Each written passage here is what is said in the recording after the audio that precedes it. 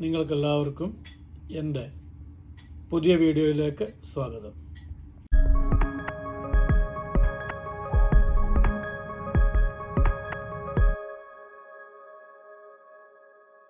Praise the Lord. ഞാൻ ഈ വീഡിയോയുടെ ഒരു 1-ാം പാർട്ട് ചെയ്തിട്ടുണ്ട്. ദയവായിട്ട് നിങ്ങളത് കേട്ടിട്ട് വേണം കേൾക്കാൻ, കാരണം അതിന് ബാക്കിയായിട്ടാണ് ഞാൻ പറയുന്നത്. വളരെ ഈ കാലഘട്ടത്തിൽ റെലവൻ്റ് ആയിട്ടുള്ളത് ഞാൻ പറയുന്നതിൻ്റെ അത് തെറ്റുണ്ടെങ്കിൽ നിങ്ങളൊന്ന് ചിന്തിച്ച് കണ്ണോടിച്ചാൽ മതി. ഇന്ന് കാണുന്ന കാഴ്ചകൾ ഇതല്ലേ കറക്റ്റ് എന്ന് നിങ്ങൾ ചിന്തിച്ചിട്ട് നിങ്ങൾ എനിക്കൊരു കമൻ്റ് ഇട്ടാൽ മതി. ഞാൻ യോഹന്നാന്റെ സുവിശേഷം 6-ാം അധ്യായത്തെ ആസ്പദമാക്കിക്കൊണ്ടാണ് ചില വസ്തുതകൾ, വളരെ കാര്യഗൗരവമായ ചില വസ്തുതകൾ നിങ്ങളോട് ഓർപ്പിക്കുന്നത്. നമ്മൾ 1-ാമത്തെ പാർട്ടിൽ പറഞ്ഞു വന്നത് യേശുക്രിസ്തുവിൻ്റെ അരികിൽ വന്ന വലിയ ഒരു സമൂഹം ഒരു വചനമൊക്കെ കേട്ട് കർത്താവ് സമൂഹത്തിന് 5 അപ്പവും 2 മീനും വാഴ്ത്തി കൊടുത്തു.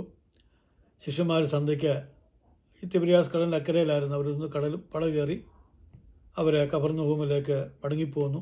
രാത്രിയിൽ ഒരു യാമത്തിൽ യേശുവും മടങ്ങിപ്പോകേണ്ട ഒരു ആവശ്യം വന്നു. അവർ യാത്രയിലുണ്ടായ പ്രതിസന്ധിയിൽ കർത്താവ് നടന്ന് കടലിനൊക്കെ ശാസ്ത്രരോട് തിരിച്ചു വന്നു. ജനം പക്ഷേ ഇതറിഞ്ഞില്ല. അപ്പോൾ തലേ ദിവസം ഈ അപ്പം തിന്ന് തൃപ്തരായവർ യേശു അപ്പം വാഴ്ത്തി അതേ സ്ഥലത്തെ കർത്താവിനെ അന്വേഷിച്ച് വന്നു. പക്ഷെ അവിടെ വന്നപ്പം കർത്താവിനും ശിഷ്യന്മാരെയും കണ്ടില്ല. ഉടനെ അവരെ ചെറിയ വള്ളങ്ങളെല്ലാം പിടിച്ച്, ചെറിയ പടമൊക്കെ പിടിച്ച് നേരെ കഫർന്നഹൂമിന് വെച്ച് പിടിച്ചു. ഇതാണ് 1-ാമത്തെ വീഡിയോയിൽ പറഞ്ഞത്.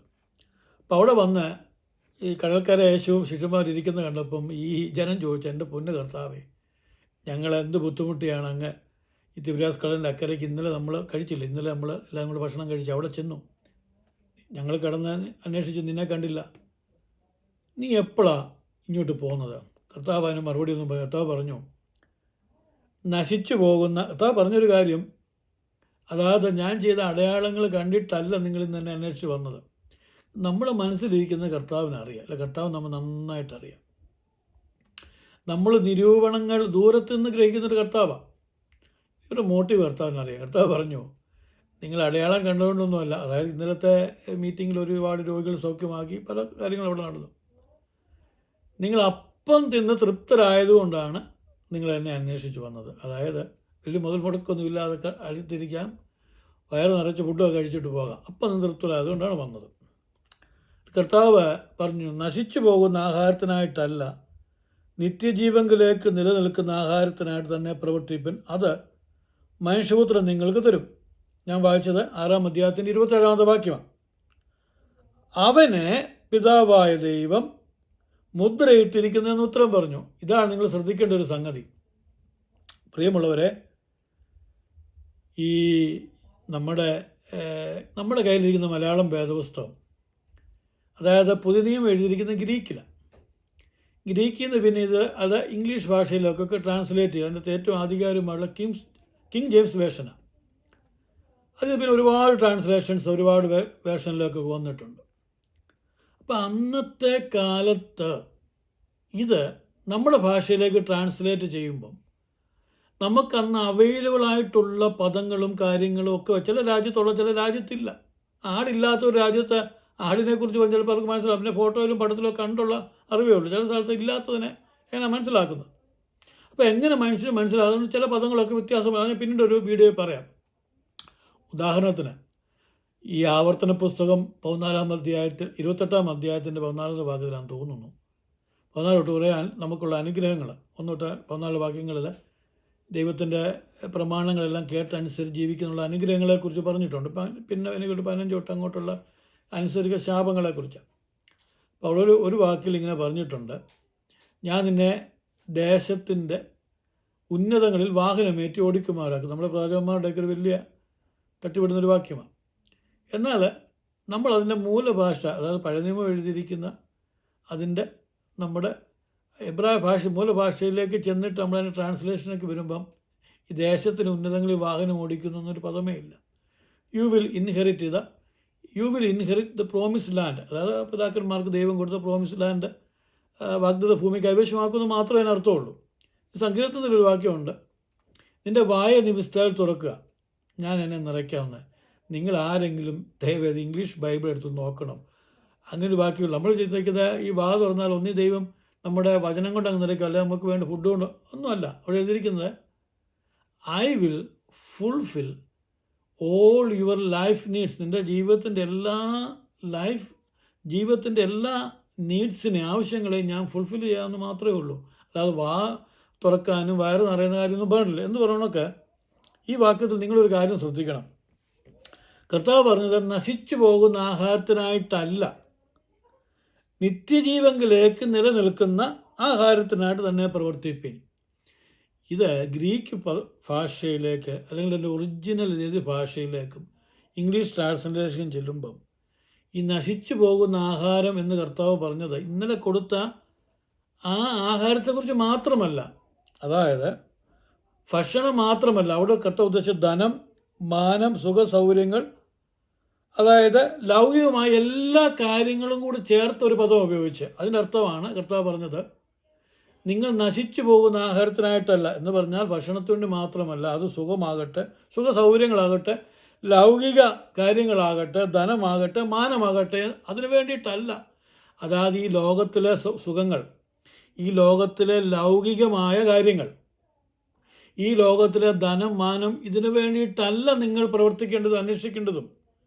നിങ്ങൾ അന്വേഷിക്കുന്ന നിലനിൽക്കുന്ന നിത്യജീവങ്കിലേക്ക് നിലനിൽക്കുന്ന ആഹാരത്തിനായിട്ട് നിങ്ങൾ അധ്വാനിക്കണം, അല്ലെ പ്രവർത്തിക്കണം. അത് മനുഷ്യപുത്രൻ നിങ്ങൾക്ക് തരും. അതായത് ഇന്നലെ കഴിച്ച ആഹാരം അത് കഴിച്ചാൽ അടുത്ത 3 മണിക്കൂർ കഴിയുമ്പം അത് ഡൈജസ്റ്റായിട്ട് ഇതിനെ പിന്നെയും വിശക്കും. നിങ്ങൾ ഇന്ന് അത് അന്വേഷിച്ച് വന്ന് നിങ്ങൾ ഇന്ന് ഞാനിപ്പോൾ തന്നാലും അടുത്ത 3 മണിക്കൂർ കഴിയുമ്പോൾ നിങ്ങളെ പിന്നെയും വിശക്കും. അത് മരിക്കുന്നവരെ തുടർന്നുകൊണ്ടിരിക്കും. അതല്ല നിങ്ങൾ അന്വേഷിക്കേണ്ടത്. അതിനല്ല ഞാനിവിടെ വന്നത്. അതല്ല എൻ്റെ പ്രോമിസ്, അതല്ല എൻ്റെ ലക്ഷ്യം. നശിച്ചു പോകാത്തൊരാഹാരമുണ്ട്, അത് നിത്യജീവങ്കിലേക്ക് നിലനിൽക്കുന്ന, അതിനുവേണ്ടി വേണം നിങ്ങൾ പ്രവർത്തിപ്പാൻ.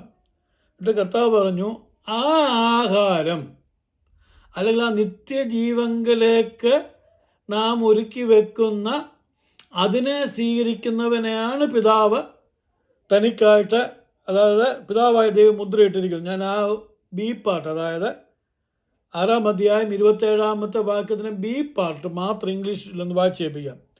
On him God the father has placed his seal of approval. ഒന്നുകൂടെ വായിച്ച് കേൾപ്പിക്കാം. On him God the father has placed his seal of approval. മനസ്സിലായോ? ആര് പിതാവ് മുദ്രയിട്ടിരിക്കുന്ന ഒരു കാര്യം? അതായത് യേശുക്രിസ്തുവിൻ്റെ അടുക്കൽ വന്നിട്ട് യേശുക്രിസ്തുവിനെ നമ്മുടെ കാര്യങ്ങളെല്ലാം നടത്തി തരുന്ന, നിനക്ക് ധനവും മാനവും, നിനക്ക് വലിയ പദവികളും ലൗകിക സുഖങ്ങളെല്ലാം കൂടെ തരുന്ന ഒരു കർത്താവിനെ അല്ല നീ അന്വേഷിക്കുകയും അറിയുകയും ചെയ്യേണ്ടത്. നീ യോഗത്തിന് പോകുന്ന അതിനായിരിക്കരുത്. നീ ഒരു ക്രിസ്ത്യാനിയായി കർത്താവിനെ സേവിക്കുന്ന പോലും അതിനായിരിക്കരുത്. അവനെ കർത്താവ് പിതാവായ ദൈവം മുദ്രയിട്ടിട്ടില്ല, അവൻ അപ്രൂവ് ചെയ്തിട്ടില്ല. അവൻ്റെ അപ്രൂവൽ ഓഫ് സീൽ അവൻ്റെ മേലില്ല. അത് 3 മണിക്കൂർ കഴിയുമ്പോൾ ഡൈജസ്റ്റായിട്ട് മറപ്പുരെ പോകും, അടുത്ത വിശപ്പ് തുടങ്ങും, നീ പിന്നെയും അത് അന്വേഷിച്ച് നടക്കും. കർത്താവ് പറയും, പിതാവ് ആരെ മുദ്രയായിട്ടിരിക്കുന്നത്? നിത്യജീവങ്കിലേക്ക് നിലനിൽക്കുന്ന ആഹാരത്തിനായിട്ട് പ്രവർത്തിക്കുന്നവരെ പിതാവായ ദൈവം തൻ്റെ സീൽ ഓഫ് അപ്രൂവൽ, അതായത് നമ്മൾ ഇപ്പം അമേരിക്കയ്ക്ക് വരാൻ വേണ്ടിയിട്ട് നമ്മളിപ്പം അവിടെ കോൺസുലേറ്റ് എംബസി ചെന്നിട്ട് നമ്മുടെ പാസ്പോർട്ടിൽ അതിൻ്റെ വിസ അടിക്കുന്ന പോലെ, സീൽ അടിക്കുന്ന പോലെ തമ്പുരാൻ മുദ്രയിട്ടിരിക്കുന്ന ആരെയും തിരിച്ചറിയണം. എന്നിട്ട് പറഞ്ഞു, അത് ഞാൻ നിങ്ങൾക്ക് തരും, ഞാൻ മുന്നോട്ട് പോട്ടെ. അങ്ങനെ പറഞ്ഞു. ആമേ, എൻ്റെ 30-ാമത്തെ യേശു അവരോട്, ആമേൻ ആമേൻ ഞാൻ നിങ്ങളോട് പറയുന്നു, സ്വർഗത്തിൽ നിന്നുള്ള അപ്പം മോശയല്ല നിങ്ങൾക്ക് തന്നത്, എൻ്റെ പിതാവ് അത്ര സ്വർഗത്തിൽ നിന്നുള്ള സാക്ഷാൽ അപ്പം നിങ്ങൾക്ക് തന്നത്. ദൈവത്തിൻ്റെ അപ്പമോ സ്വർഗത്തിൽ ഇറങ്ങി വന്ന് ലോകം ജീവനെ കൊടുക്കുന്നാകുന്നു പറഞ്ഞു. അതായത് നിങ്ങൾ പ്രത്യേകം ശ്രദ്ധിക്കണം, ഈ മരുഭൂമിയിൽ കൂടി ഇസ്രായേൽ യാത്ര ചെയ്തപ്പം, ഈ 40 വർഷത്തെ യാത്ര ചെയ്തപ്പോൾ ഇവർക്ക് മരുഭൂമിയിൽ ഇത്രയും ജനത്തിന് എന്തോ കഴിക്കുന്നത്. അപ്പം ദൈവം അവർക്ക് കഴിക്കാൻ മന്ന കൊടുത്തു, കാടപ്പക്ഷിയെ കൊടുത്തു. എന്നിട്ട് പറഞ്ഞു, ഇത് തിന്നവരെല്ലാം മരിച്ചു. അതായത് ഇന്ന് രാവിലെ എഴുന്നേറ്റ് മന്ന പറക്കി വെക്കും, അത് അന്ന് തന്നെ കഴിക്കണം, പിറ്റേ ദിവസത്തേക്ക് ചിലപ്പോൾ അത് ഇരിക്കത്തില്ല. അത് പിന്നെ ശബത്തിൻ്റെ അന്ന് മാത്രം അത് ചെയ്യാൻ പറ്റാത്തതുകൊണ്ട് അത് ദ്രവിക്കാതെ പുഴുക്കാതൊക്കെ ഇരിക്കും. അപ്പോൾ അന്നത്തേക്കുള്ള അതാ കർത്താവ് ഞാൻ നേരത്തെ ഒരു വീഡിയോ കർത്താവ് പ്രാർത്ഥിക്കാൻ പഠിപ്പിച്ചത്, അങ്ങനെ കർത്താവ് ചെയ്തു. 40 ദിവസം അന്നത്തേക്കുള്ള ആഹാരം കൊടുത്തു. അപ്പം കർത്താവ് പറഞ്ഞു, ആ മന്ന തിന്നവനെല്ലാം മരിച്ചു മരുഭൂമിയിൽ. അത് നിലനിൽക്കുന്നതല്ല, അത് അവൻ്റെ വിശപ്പടക്കാൻ വേണ്ടി മാത്രം കൊടുത്തു. അത് കഴിച്ച് മറപ്പുരേ പോകും, അത് തീർന്നു, എൻ്റെ ഗ്യാസ് കഴിഞ്ഞു, അതിൻ്റെ ഏർപ്പാട് കഴിഞ്ഞു. അപ്പോൾ കർത്താവ് പറഞ്ഞു, സാക്ഷാൽ സ്വർഗത്തിൽ നിന്ന് ഇറങ്ങി വന്ന അപ്പം ഞാനാ ജീവൻ്റെ അപ്പം. ഏത് ജീവനാണെന്നറിയാമോ? നിത്യജീവൻ തരുന്ന അപ്പം. അത് കർത്താവായിരിക്കുന്ന യേശു ക്രിസ്തുവാണ്. അതായത് എൻ്റെ മാംസം തിന്നാതെയും എൻ്റെ രക്തം കുടിക്കാതെയും ഇരിക്കുന്നവന് ജീവനില്ല. ഈ വലിയൊരു മിസ്റ്ററിയാണ്, ഈ വലിയൊരു മർമ്മമാണ് കർത്താവ് പറഞ്ഞത്. യഥാർത്ഥ ജീവൻ്റെ അപ്പം ഞാനാണ് ജീവൻ്റെ അപ്പം. നിങ്ങൾ റിസീവ് ചെയ്യേണ്ടത്, നിങ്ങൾ ഏറ്റെടുക്കേണ്ടത് നിങ്ങൾ എന്നെയാണ്. അതായത് ഞാൻ കഴിഞ്ഞ വീഡിയോയിലൊക്കെ പറഞ്ഞതുപോലെ നമുക്ക് ലഭിച്ച ഏറ്റവും വലിയ അനുഗ്രഹം എന്താണ്? നിത്യജീവൻ്റെ ദാതാവായ യേശു ക്രിസ്തുവിനെ എനിക്ക് നിങ്ങൾക്ക് ലഭിച്ചു എന്നുള്ളതാണ്. പക്ഷെ ഇന്ന് നമ്മൾ കേൾക്കുന്ന എന്താ? നടുവേദന മാറ്റുന്നവന്, എന്താ പറയുന്നത്, നട്ടലിൻ്റെ വേദന മാറ്റുന്നവന്, കാലിൻ്റെ ഉളുക്ക് മാറ്റുന്നവർ, മുഴ മാറ്റുന്നവർ ഒക്കെ നമ്മൾ കാണുന്നത്. ഇന്ന് മുഴ മാറിയാൽ നാളെ മറ്റൊരു അസുഖം വരും. ഇന്ന് കാലിൻ്റെ വേദന മാറിയ പ്രായം നമുക്ക് വരുന്നതോറും ഡയബറ്റിക് പിടിക്കും, നാളെ നമ്മുടെ BP കൂടും, ഒന്നും മാറുമ്പോൾ അടുത്ത വരും. പ്രിയമുള്ളവർ, ഇതെല്ലാം നശിച്ചു പോകുന്ന ആഹാരത്തിൻ്റെ പട്ടികയിൽ വരുന്നതാണ്. അത് കൊടുക്കാനല്ല കർത്താവ് ഇവിടേക്ക് വന്നത്. നിങ്ങൾ ഈ കർത്താവിനെ സ്നേഹിക്കുന്നതും കർത്താവിനെ പിൻപറ്റുന്നതും കർത്താവിനെ ആരാധിക്കുന്നതും നമ്മുടെ ലക്ഷ്യമേ അതാവരുത്. അതിവിടെയുള്ള വൈദ്യനോ ഡോക്ടർക്കോ ഒക്കെ നമുക്ക് വേണമെങ്കിൽ ചെയ്യാൻ പറ്റും. നിങ്ങൾ യേശുവിനെ സ്നേഹിക്കുന്നെങ്കിൽ, യേശുവിനെ പിൻപറ്റുന്നെങ്കിൽ, നിത്യജീവൻ്റെ ദാതാവായ കർത്താവായിരിക്കുന്ന യേശു ക്രിസ്തു കാൽവരിൽ നമുക്ക് വേണ്ടി മരിച്ച് തൻ്റെ രക്തത്തിലൂടെ വിമോചനവും നമുക്ക് നിത്യതയും വാഗ്ദാനം ചെയ്തിരിക്കുന്നെങ്കിൽ ആ യേശു ആയിരിക്കണം നമുക്ക് ജീവൻ്റെ അപ്പമായി. അവനായിരിക്കണം നമ്മളുടെ ഏറ്റവും വലിയ സമ്പത്തായി. നമ്മുടെ നിക്ഷേപം അവിടെ ആയിരിക്കണം മാറേണ്ടത്. ഈ കാര്യങ്ങളൊക്കെ കർത്താവ് പറഞ്ഞു. 41-ാമത്തെ വാക്യം, ഞാൻ സ്വർഗത്തിൽ നിന്ന് ഇറങ്ങി വന്ന അപ്പമാകുന്നു എന്ന് പറഞ്ഞപ്പം ഇവർക്ക് പിടിച്ചില്ല, ഇവർക്ക് മനസ്സിലാകുന്നില്ല എന്താണെന്ന്. അതായത് ഇവർ നമുക്ക് ഇതിൻ്റെ വാഗ്ദത്തം ചെയ്ത ആ ദാതാവിനെ നമുക്ക് വേണ്ട, ദാനം മതി. ഞാൻ പറഞ്ഞ കറക്റ്റല്ലേ? നമുക്ക് എവിടെയും ദാതാവിനെ നമുക്ക് ആവശ്യമില്ല, നമുക്ക് ആ ദാനം ഇല്ലേ? നിൻ്റെ രോഗം മാറ്റുന്നു, നിന്നെ സൗഖ്യമാക്കുന്നു, നിൻ്റെ വീട്ടിൽ ഭയങ്കര വിടുതലുണ്ടാകുന്നു, നിൻ്റെ പിള്ളേർക്ക് വിസ ഒരുങ്ങുന്നു, നിൻ്റെ പിള്ളേരുടെ കല്യാണം ഞാൻ കാണുന്നു. ഞാൻ ഈ വീട് ദർശനത്തിൽ കണ്ടതാണ്. ഫ്ലൈറ്റ് ലാൻഡ് ചെയ്യുന്ന കാണുന്നു, ഫ്ലൈറ്റ് ടേക്ക് ഓഫ് ചെയ്യുന്ന കാണുന്നു, മഞ്ഞ് പൊഴിയുന്ന രാജ്യത്ത് നീ ഇറങ്ങുന്ന കാണുന്നു. ഞാൻ നിന്നെ അനുഗ്രഹിക്കും, മാവ് ഒഴുകുന്ന തൊട്ടിയും എണ്ണ വരുന്ന പാത്രവും. നമുക്ക് ഈ ദാനം മാത്രം മതി. ദാതാവ് അത് നമുക്ക് വിഷയമേ അല്ല. അങ്ങനായി അതേ പറഞ്ഞ രോഗശാന്തി ശുശ്രൂഷയും പിന്നെയുള്ള ദൈവവചനത്തിനൊക്കെ പ്രാധാന്യം. ഞാൻ മറ്റൊരു കാര്യം കൂടെ നിങ്ങളോട് പറയാം, ഒരു പക്ഷേ അടുത്ത വീഡിയോയിൽ. വളരെ രസമാണ് അത് കേൾക്കണം, അത് വളരെ രസമാണ് അത് കേൾക്കാൻ ആ സംഭവം. അന്നേരം നമുക്ക് ഇവരുടെ ഇതൊക്കെ പറയുന്നവരുടെ ഒരു സ്റ്റാൻഡേർഡ് നമുക്ക് മനസ്സിലാകത്തുള്ളൂ. എന്നിട്ട് ഇത് പറഞ്ഞേച്ച് കർത്താവ് പിന്നെ പറഞ്ഞു, എന്നിൽ വിശ്വസിക്കുന്ന നിത്യജീവനുണ്ട്, ഇതെല്ലാം പറഞ്ഞേച്ച് ഇതെല്ലാം കേട്ടപ്പം ഇവർക്കൊരു കാര്യം മനസ്സിലായ, ഇന്ന് ഇവിടെ അപ്പം വാഴ്ത്തലുമില്ല, ഇവിടുന്ന് അപ്പം വിതരണവുമില്ല. ഈ ടാക്സി കാശ് വെറുതെയായി. ഞാൻ ടാക്സി കാശ് എന്ന് പറഞ്ഞത് ഇന്നത്തെ ഒരു കോൺഗ്രസ്സിലങ്ങ് പറഞ്ഞതാണ്. ഈ പടകിന് വാടക കൊടുത്താണ് ഇതൊക്കെ പിടിച്ചല്ലേ വന്നത്. അവിടെ അവരെ ഒരു ദിവസം അങ്ങോട്ടും ഇങ്ങോട്ടും തിബിരാസ് കടലിൽ അക്കരയ്ക്കര പോകാൻ വേണ്ടി സർവീസ് ചെയ്യുന്ന കടത്തുവള്ളമായിരിക്കാം, ചെറിയ പടകായിരിക്കാം. ഇന്നത്തെ മെനക്കേടായിപ്പോയി.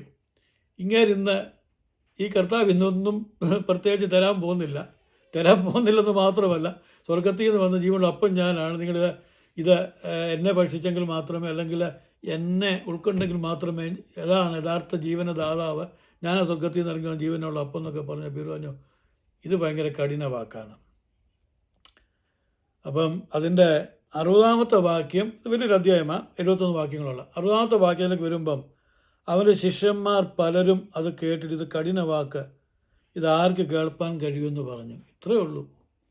യഥാർത്ഥമായിട്ട് സുവിശേഷം പറഞ്ഞാൽ, യഥാർത്ഥമായിട്ട് ഉപദേശം പറഞ്ഞാൽ നമ്മുടെ സഭകളിൽ, നമ്മുടെ ഈ പൊതുവോ വരുന്ന ഒരു നല്ല ശതമാനം ആൾക്കാർ വരത്തില്ല. ആർക്കും ഒന്നും കേൾക്കണ്ട. കർണരസമാകുമാറ് കുറേ കാര്യങ്ങളൊക്കെ വിളിച്ചു പറഞ്ഞാൽ അതൊക്കെ കേൾക്കാൻ രസിക്കാനും കുറേ പേര് വരും. പിന്നെ അവിടെ ചെന്നാൽ ഇന്ന് നടുവേദന മാറും, അല്ലെ പിന്നെ ആർക്കും കാണാൻ കഴിയാത്ത മുഴ പോകും, അത് പോകും, ഇത് പോകും, നീ അനുഗ്രഹിക്കപ്പെടും, നിന്നെ ഇപ്പം വഴി തുറക്കും, അത് വരും, വണ്ടി കാണുന്നു, നീ പിന്നെ ടൊയോട്ടയുടെ ഫോർച്യൂണർ വാങ്ങിച്ചിരിക്കുന്നു, അല്ലെങ്കിൽ ഇന്നോവ വാങ്ങിച്ച്, ഇതൊക്കെ പറഞ്ഞാൽ ആൾക്കാർ വരും. അപ്പം ഇവിടെ കർത്താവ് പറഞ്ഞു, ഇത് കേട്ട് പറഞ്ഞാൽ ഒത്തിരി ആൾക്കാർ പറഞ്ഞു ഇത് ഭയങ്കര കഠിന വാക്കാം, ഇതൊന്നും ആർക്കും ഉൾക്കൊള്ളാൻ കഴിയത്തില്ല. ഇനി അതിൻ്റെ 66 വാക്യത്തിൽ, അന്നു മുതൽ അവൻ്റെ ശിഷ്യന്മാരിൽ പലരും പിൻവാങ്ങിപ്പോയി, പിന്നെ അവനോടുകൂടെ സഞ്ചരിച്ചില്ല. അപ്പം ഈ അവരൊരു തീരുമാനമെടുത്തു, ഇനിയും എന്നോട് പോയിട്ട് കാര്യമില്ല, കർത്താവിൻ്റെ കൂടെ ഇനിയും സഞ്ചരിച്ച കാര്യമില്ല. അതായത് അന്ന് മുതൽ അവൻ്റെ ശിഷ്യന്മാർ, ഞാൻ പറഞ്ഞ യേശുക്രിസ്തുവിൻ്റെ ഈ 12 ശിഷ്യന്മാരുടെ കാര്യമല്ല കേട്ടോ, അല്ലാതുള്ള കുറേ പേരുണ്ട്, ശിഷ്യന്മാരൊക്കെ ഉണ്ട്. അവരെല്ലാവരും അന്ന് കർത്താവിനെ വിട്ടു കർത്താവിനോട് ഗുഡ് ബൈ പറഞ്ഞു. നിങ്ങൾക്ക് എന്തു മനസ്സിലായി? കറക്റ്റല്ലേ? അതായത് നീ പറയുന്ന ഈ കാര്യമൊന്നും നടപ്പുള്ള കാര്യമല്ല. ഞങ്ങൾക്ക് സമയാസമയങ്ങളിൽ ആഹാരം കിട്ടണം, ഞങ്ങൾക്ക് സമയാസമയം ഞങ്ങളുടെ കാര്യങ്ങളൊക്കെ, ഞങ്ങൾക്ക് അതിനൊരു ലീഡറെ വേണം. ഞങ്ങളെ പിൻപറ്റുന്ന ലീഡർക്ക് ഞങ്ങൾക്ക് സമയാസമയങ്ങളിൽ വിശക്കും, ഞങ്ങളുടെ കാര്യങ്ങളൊക്കെ നടക്കണം, ഞങ്ങൾക്ക് അത്ഭുതം പ്രവർത്തിച്ചാലും വേണ്ടില്ല, എന്തോ കിട്ടിയാലും ഞങ്ങളുടെ കാര്യങ്ങളൊക്കെ കൃത്യമായിട്ട് നടക്കണം. ഇല്ലെങ്കിൽ പിന്നെ നമ്മൾ തമ്മിൽ ഇനി അങ്ങോട്ട് ഏർപ്പാടില്ല, ഗുഡ് ബൈ, നിനക്ക് നിൻ്റെ വഴി, ഞങ്ങൾക്ക് ഞങ്ങളുടെ വഴി. അവൻ്റെ ശിഷ്യന്മാരിൽ പലരും പിൻവാങ്ങിപ്പോയി, പിന്നെ അവരോടുകൂടെ സഞ്ചരിച്ചു. അപ്പോൾ യേശു തൻ്റെ 12 ശിഷ്യന്മാരോട് ചോദിച്ചു, നിങ്ങൾക്കും പോയിക്കൊള്ളാൻ മനസ്സുണ്ടോ എന്ന് ചോദിച്ചു. നിങ്ങൾക്കും പോയിക്കൊള്ളാൻ മനസ്സുണ്ടോ? അപ്പോൾ അവർ പറഞ്ഞു, നിത്യജീവൻ്റെ വചനങ്ങൾ നിൻ്റെ പക്കലുണ്ട്, നിന്നെ വിട്ടിട്ട് ഞങ്ങളെ എവിടേക്ക് പോകും? നീ ദൈവത്തിൻ്റെ പരിശുദ്ധനെന്നും ഒക്കെ ഞങ്ങൾ തിരിച്ചറിഞ്ഞു. അപ്പം കർത്താവ് പറഞ്ഞു, ഇത് ശരിക്കും പറഞ്ഞാൽ ഇത് നിങ്ങൾക്ക് വെളിപ്പെടുത്തി തന്നത് സ്വർഗത്തിൽ നിന്നുള്ളൊരു ശരിയായ റെവലേഷൻ, ശരിയായ വെളിപ്പാട് ഇതാണ്. അതായത് ശിഷ്യന്മാർ, ഈ 12 അല്ലാതെ 12 ശിഷ്യന്മാർ പറഞ്ഞു, ഗുരു, നിത്യജീവൻ്റെ വചനങ്ങൾ നിൻ്റെ പക്കലുണ്ട്, നിന്നെ വിട്ടിട്ട് ഞങ്ങൾക്ക് എവിടേക്കും പോകണ്ട. ഞങ്ങൾ അറിയുന്ന വാസ്തവമായിട്ട് നീ ദൈവത്തിൻ്റെ പക്കൽ നിന്ന് നീ സ്വർഗത്തിൽ നിന്ന് ഇറങ്ങി വന്നതാണെന്ന്. ഇപ്പം കർത്താവിൻ്റെ കാര്യം മനസ്സിലായി, ഇവർക്ക് കിട്ടിയ വെളിപ്പാട് അതാണ് യഥാർത്ഥ റെവലേഷൻ. ഞാൻ നിങ്ങളോട് ഈ 2 വീഡിയോയിലായിട്ട് പറഞ്ഞത് നിങ്ങളൊന്ന് വിലയിരുത്താൻ വേണ്ടിയിട്ടാണ്. ഞാനിതിലിടാൻ പോകുന്ന പേര് കറക്റ്റല്ലേ എന്നൊരു പദമാണ്. അതായത് നിങ്ങൾ തന്നെ ചിന്തിക്കുക, ഇന്ന് എവിടെയും ചെന്നാലും ഭൗതിക മെറ്റീരിയൽ ബ്ലെസ്സിങ്സിൻ്റെ ഒരു ഘോഷയാത്രയല്ലാതെ യഥാർത്ഥമായിട്ടും നിത്യതയെ മനുഷ്യൻ്റെ ഉള്ളിൽ കൊടുക്കുന്ന, യേശുവിനെ കൊടുക്കുന്ന, യേശുക്രിസ്തുവിനെ അവർക്ക് നിത്യജീവൻ്റെ ദാതാവായി പരിചയപ്പെടുത്തി കൊടുക്കുന്ന എത്ര പ്രസംഗങ്ങളുണ്ട്. എവിടെ ചെന്നാലും കുറേ പാട്ടും അതിൻ്റെ കൊഴുപ്പിലും, പിന്നെ കുറേ അനൗൺസ്മെൻറ്റുകളും, പിന്നെ കുറേ തള്ളലുകളും, ഇങ്ങനല്ലാതെ ഇവിടെ നടന്ന ഒരു കാര്യം, അങ്ങ് മാർത്താണ്ഡം നടന്നത് ഇവിടെ ആരും കണ്ടില്ലല്ലോ. അങ്ങ് കന്യാകുമാരി നടന്നത് അവിടെ ഞാൻ പ്രസംഗിച്ചപ്പോൾ അവിടെ നടന്നത്. ഇവിടെ എത്ര രോഗികളുണ്ട്, ഇവിടെ എത്ര പിന്നെ പാലസായിട്ടുള്ള ആൾക്കാരുണ്ട്, ഇവിടെ എത്ര ക്യാൻസർ രോഗികളുണ്ട്. ഇവിടെ ഒന്നും നടക്കത്തില്ല അവിടെ, അതായത് ആരും കണ്ടില്ല. പിന്നെ മനുഷ്യൻ്റെ മുഴയാണ് പ്രധാനമായിട്ടും പൊയ്ക്കൊണ്ടിരിക്കുന്നത്. കാര്യം അതെല്ലാം ഇൻവിസിബിളാണ്. വീൽ ചെയറെ കൊണ്ടുവന്ന് ഒരുവനെ ജനം കാണുക സൗഖ്യമാക്കിയാൽ എല്ലാവരും വിശ്വസിക്കും, യേശുവിൽ വിശ്വസിക്കത്തില്ലേ? അപ്പോൾ ഇതൊന്നും നടക്കുന്നില്ല. കാരണം ഇതൊന്നും അല്ല, ഇത് മറ്റൊരു വ്യവസായമാണ്. ഇതൊരു പക്ക ആത്മീയ ബിസിനസ്സായിട്ട് മാറി. വാണിഭ ചരക്ക്, യേശുവാണ് അവരുടെ വിൽപ്പന ചരക്ക്, നമ്മളാണ് ഇരകൾ. അതായത് ഇവിടെ സംഭവിച്ചിരിക്കുകയാണ്. കർത്താവ് പറയുകയാണ്, നിത്യജീവന ദാതാവ് ഞാൻ, നിങ്ങൾ എന്നെയാണ് ഭക്ഷിക്കേണ്ടത്, നിങ്ങൾ ഏറ്റെടുക്കേണ്ടത്. ബാക്കിയെല്ലാം നശിച്ചു പോകുന്നതാണ്. പ്രിയമുള്ളവരെ, ഏത് പ്രവാചകൻ വന്ന് തലേ കൈവച്ച് പറഞ്ഞാലും, ഏത് പാസ് പറഞ്ഞാലും, നിനക്ക് എത്ര വില കൂടി മുന്തിയ വണ്ടി കിട്ടിയാലും ഇതെല്ലാം കാലപ്പഴക്കത്തിൽ നശിച്ചു പോകും. എത്ര ഏക്കർ സ്ഥലം നീ വാങ്ങിച്ചാലും, ഇനി ദേശത്ത് ഉന്നതങ്ങളങ്ങ് വാഹനമേറ്റി ഓടിമാറാക്കിയാലും, പ്ലെയിനിന് താഴെ ഇറങ്ങിയാൽ അതേ തന്നെ അങ്ങ് സഞ്ചരിച്ചാലും, ഒരു ദിവസം താഴെ ഇറങ്ങും, ആറടി മണ്ണിന് അവകാശമായിട്ട് മാറ്റപ്പെടും. ഇതിൻ്റെ അകത്തുനിന്ന് ഒന്നും കൂടെ പോരാനായിട്ടില്ല. അതാണ് കർത്താവ് പറഞ്ഞത്. അതായത് നിത്യജീവന് വേണ്ടി നിലനിൽക്കുന്ന, അതിനു വേണ്ടി വേണം നിങ്ങൾ പ്രവർത്തിപ്പാൻ. അതിന് പ്രവർത്തിക്കുന്നതിനാണ് പിതാവായ ദൈവം, ഞാൻ പറഞ്ഞ എംബസി സീൽ ചെയ്യുന്ന പോലെ, മുദ്രയിടുന്ന പോലെ നിന്നെ അപ്രൂവൽ ചെയ്തിരിക്കുന്നത്. സീൽ ഓഫ് അപ്രൂവൽ പിതാവ് അടിക്കുക. ആർക്കാണെന്നറിയാമോ? നിത്യജീവന് വേണ്ടി പ്രവർത്തിക്കുന്ന, ആ ആഹാരത്തിന് വേണ്ടി അധ്വാനിക്കുന്നവനെ പിതാവായ ദൈവം മുദ്രയിട്ടിരിക്കുന്നു. ഈ ബാക്കിയുള്ളവർ പിന്മാറി കർത്താവിന് പ്രയാസമൊന്നുമില്ല, കർത്താവിന് അറിയില്ല നിത്യയ്ക്കുള്ളവരല്ലെന്ന്. മറ്റൊരു വളരെ രസകരമായ ഒരു കാര്യം ഞാൻ അടുത്ത വീഡിയോയിൽ നിങ്ങൾ പറഞ്ഞുകൊണ്ട് ഇത് 3 പാർട്ടായിട്ട് അവസാനിപ്പിക്കുകയാണ്. തുടർമാനമായിട്ട് കേൾക്കണം. നിങ്ങൾ തന്നെ ഒരു വിലയിരുത്തൽ. ഇന്ന് നടക്കുന്ന കോടികൾ മുടക്കി ഭയങ്കര ലൈറ്റ് അറേഞ്ച്മെൻറ്റും എന്ന് പറഞ്ഞാൽ ഭയങ്കര നമ്മുടെ ഈ ഡാൻസ് ബാറിലൊക്കെ പോകണം, വലിയ സർക്കസ് കൂടാരങ്ങളിലൊക്കെ പോലെ ഭയങ്കര ലൈറ്റ് അറേഞ്ച്മെൻറ്റും അതും ഇതും ഭയങ്കര നടത്തുന്നതൊക്കെ ഒന്ന് വിലയിരുത്തിയിട്ട് നിങ്ങൾ പറയണം, അവിടെ എന്താണ് ഇവർ പറയുന്നത്? സൈക്കിളെ വരുന്നതിനെ കാറെ കയറ്റി വിടുന്ന കാര്യം, എത്ര പേര് യഥാർത്ഥമായിട്ട് ദൈവവചനം പ്രസംഗിക്കുന്നുണ്ട്? നിങ്ങൾ തന്നെ വിലയിരുത്തുക. God bless you all.